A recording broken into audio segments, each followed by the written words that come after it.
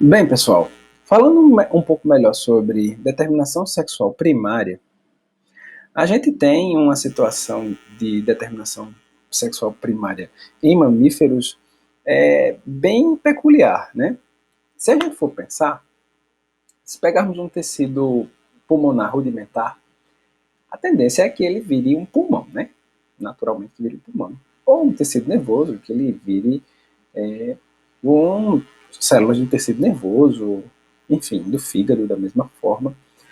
Aqui nós temos uma situação bem complexa. Nós temos células, um tecido rudimentar, que é bipotente, são indiferenciados, como a gente viu, né?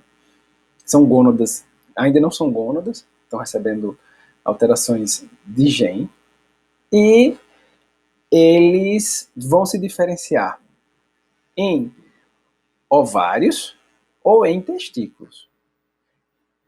E a arquitetura desses órgãos, logo depois de formados, são muito diferentes. Como a gente observa aqui, nesse caso, nós temos os ductos seminíferos aqui. Temos os ductos seminíferos, né? E nesses ductos seminíferos aí nós temos o epitélio germinativo, onde tem o EG, se vocês conseguem ver bem, tá? E onde tem a letrinha L, é o lúmen dos túbulos seminíferos. Tá? Se a gente aproximar um pouco mais, a gente vai conseguir ver o epitélio germinativo, tá? Desses túbulos seminíferos, e as células de Leydig, apontados na setinha. Então, vocês veem essa estrutura, né? Tubular.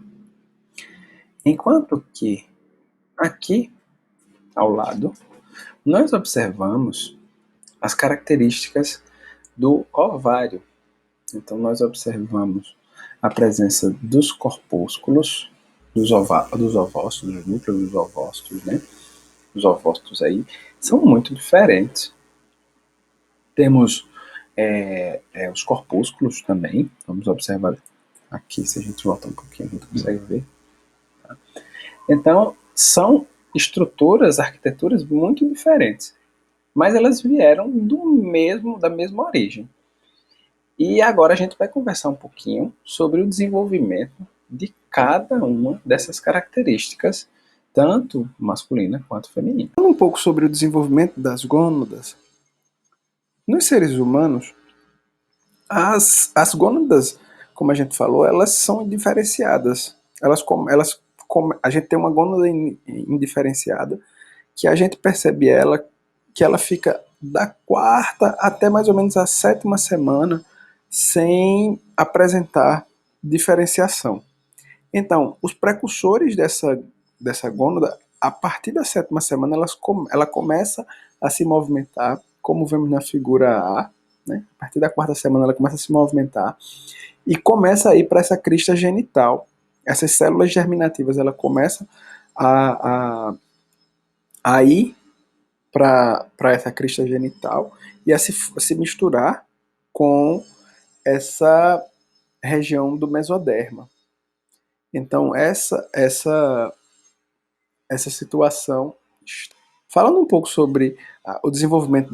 Falando um pouco sobre o desenvolvimento das gônadas, a gente observou que as gônadas nos seres humanos, na realidade, os mamíferos de uma forma geral, elas. A gente vai usar o exemplo de seres humanos, tá? Elas são rudimentares e ficam mais ou menos da quarta até a sétima semana indiferenciados. Tá? Então a gente vai ver aqueles ductos de Wolff, os ductos de Miller, tudo ainda presente e tal, indiferenciado. Então, a partir dessa sexta semana, as células começam a se diferenciar, elas começam a se misturar com células somáticas que estão na região mesodérmica, ali da crista genital, que vocês observam na figura A. Então essas células começam a se diferenciar, essas células germinativas se misturam com células somáticas e começam a se diferenciar. Se nós tivermos um indivíduo que for XY, um indivíduo do sexo masculino, o que vai acontecer? A partir da 8ª semana, as células começam a se proliferar cada vez mais. Então a gente vai observar o quê? Que começa essa proliferação e essas células germinativas, elas de indiferenciadas, elas começam a se diferenciar em células de Sertoli. Essas células de Sertoli, elas têm funções específicas. Como a gente já sabe, as células de Sertoli, elas vão produzir o hormônio antimileriano. Isso significa o quê?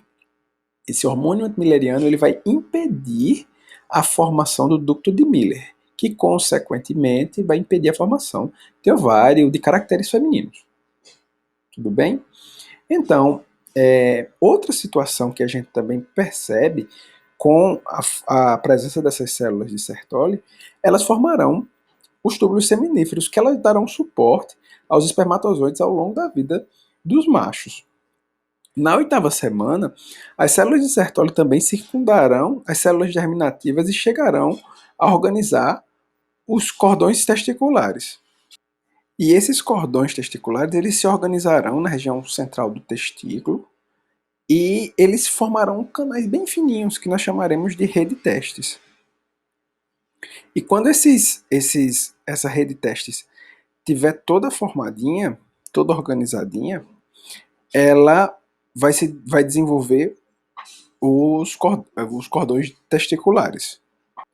Com o passar do tempo, isso na puberdade, esses cordões testiculares darão origem, se maturarão e darão origem aos túbulos seminíferos. Né? E dentro desses túbulos seminíferos estarão as espermatogônias, onde serão produzidos os espermatozoides. Nesse processo de maturação, a gente vai observar que o ducto de Wolff ele vai se transformar tanto em epidídimo, vai se diferenciar em epidídimo e em canal deferente. E esse epidídimo é o canal adjacente ao testículo, e o canal deferente é o tubo onde passa o esperma até a uretra, onde o esperma vai ser expelido, vai ser ejaculado. Enquanto isso, outras células vão se diferenciar, outras células mesenquimais vão se diferenciar e vão formar as células de Leydig, que são as células que vão formar a testosterona, que vão secretar a testosterona, e essa testosterona vai dar as características sexuais do embrião. Mas se o feto for XX, for fêmea, a coisa é um pouquinho diferente. O que acontece? Os cordões sexuais que estão na região central da gônada, eles são degenerados. E os cordões sexuais que estão na região cortical, eles são aproveitados, eles são os que são utilizados. Então, cada célula germinativa ela é envolvida por um grupo de células epiteliais de cada cordão desse que a gente está vendo. E cada célula germinativa dessa se torna um ovócito. E as células epiteliais são diferenciadas e se tornam células da granulosa. O restante das células mesenquimais do ovário, em desenvolvimento, se tornam a célula da teca. Junto, essas células da teca e da granulosa formam o folículo.